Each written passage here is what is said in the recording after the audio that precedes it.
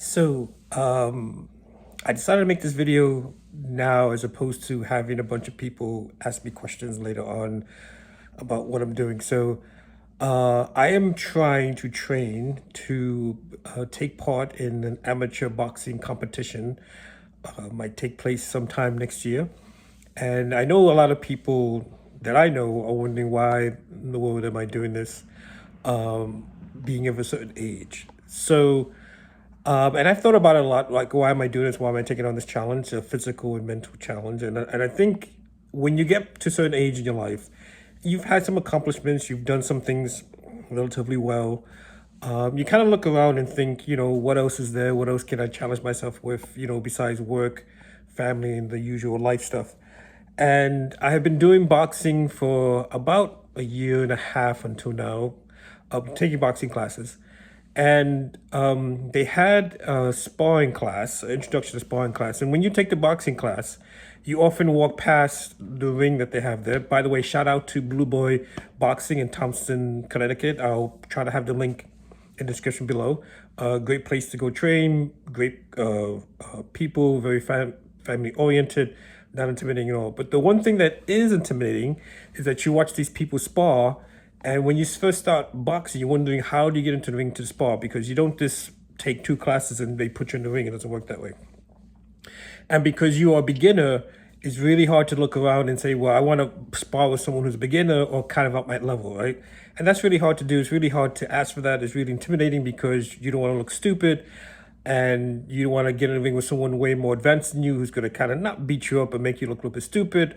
And also you want to get into the ring with someone who's is less advanced than you, and then you kind of make that person look stupid. So it's quite intimidating to get into sparring. So this gym had an intro to sparring, which is a perfect introduction. It was about 4 or 6 weeks, I forgot now. And so we kind of built up to it in the final class, or the final two classes.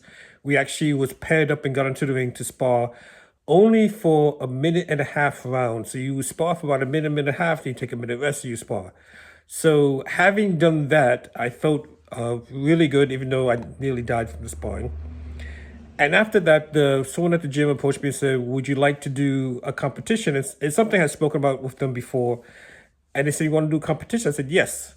So I said, but what does that mean exactly? So there is a class, an amateur class of boxers called masters. Doesn't mean that they are master boxers, like some sort of kung fu master. It just means that they're over a certain age and they're amateurs and they go boxing. So there are some variables, parameters you have to follow, right? So it's someone who's either 10 years older than you or 10 years younger than you, or someone who is 15 pounds heavier than you or 15 pounds less than you. So depending what weight class you are, you can fight someone who's like a monster of a guy, 6'2", 200 pounds, or fight someone who's a young kid, 150 and a bit of a scrawny bean kind of thing.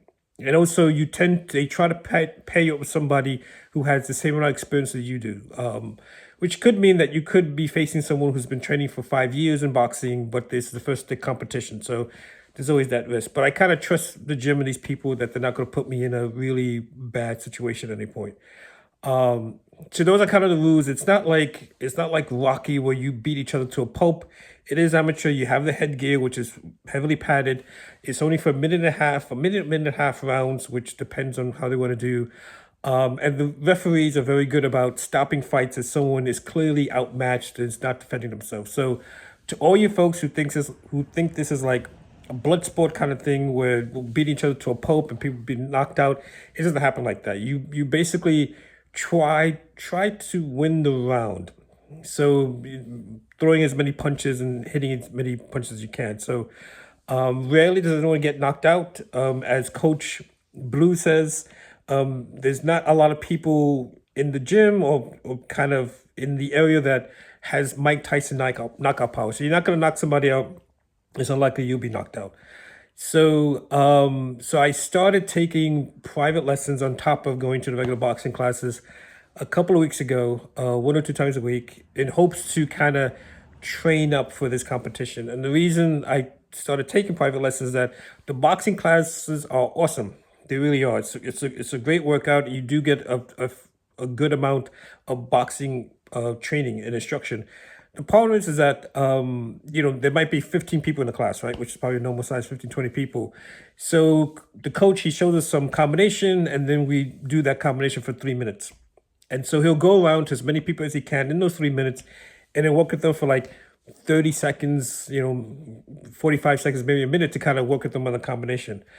When you have a class of 15 to 20 people, you maybe, if you're lucky, will get about 1 or 2 times, maybe 3 if there's less people, of that one-on-one time with the coach. And it's only about 30, 40 seconds, a minute at most. So you develop a lot of what I call bad habits after a while, right? So because you're working mostly with yourself against a heavy bag, so you kind of develop bad habits. You don't turn your hips enough. You don't turn your hands. You don't jab properly. You don't move. Your footwork is kind of sloppy. So I started taking private lessons in hopes of correcting a lot of those issues. And it's actually worked out amazing and great, because I realized these private lessons, I had developed a lot of bad habits. So to bring it all back, I'm doing this to kind of as a challenge to myself. I'm not doing this as an inspiration to other people. Say, look what I did, you can also do it, because I often don't like that type of approach to doing a challenge, because if not everyone has taken the same path as me or someone else, and just because I do it doesn't mean that someone else can do it because of different reasons, right? It just means that that you try to take on a challenge and maybe it doesn't work out. And I don't want to say if I can box, anyone can box.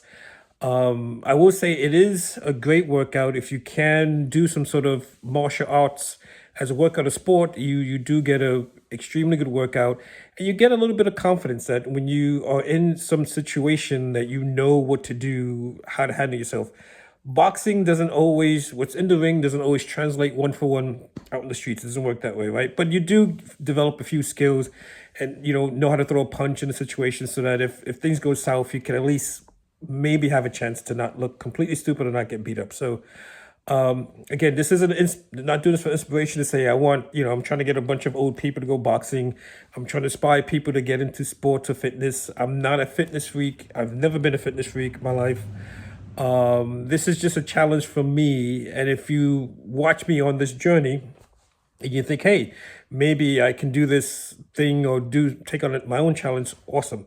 But I'm not doing this expecting to have this following of 10,000 fitness freaks, like the Liver King or something like that, or Ronnie Coleman, something like that. I'm not doing that for that.